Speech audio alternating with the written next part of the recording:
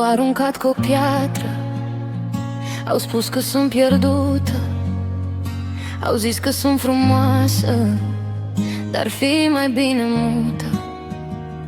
Nu spune ce gândești, că tu rănești pe oameni, dar când știi cine ești te lași răni de scame. Au spus că norochior în viață am avut,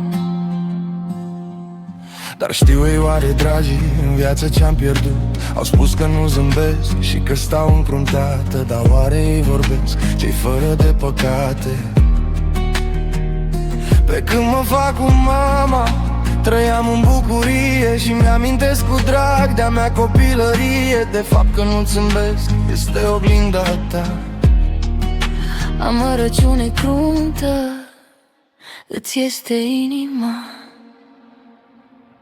Tu ești ce oglindești, tu ești tot ce gândești, și roată se întoarce, ce dai asta primești. Fii bun și iubitor și nu mai judeca, nu ai pantofii mei, nu ai tu soarta mea. Tu ești ce oglindești, tu ești tot ce gândești, și roată se întoarce, ce dai asta primești. Fii bun și iubitor și nu mai judeca, nu ai pantofii mei, nu ai tu soarta mea.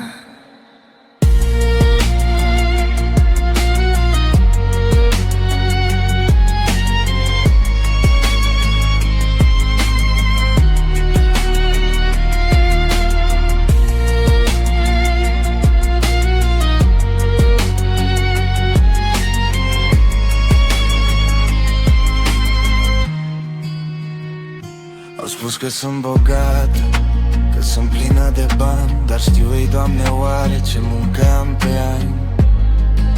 Au spus că-s fericită și nu-i meritul meu. Au spus că sunt iubită, l-am tras pe Dumnezeu.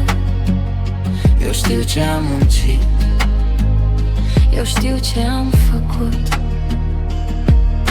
tu ia-ți pantofi în brațe și stai mai bine mut.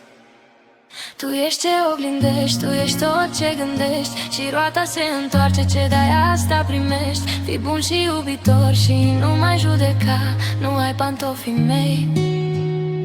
Tu ești ce oglindești, tu ești tot ce gândești, și roata se întoarce, ce dai asta primești. Fii bun și iubitor și nu mai judeca, nu ai pantofii mei, nu ai tu soarta mea.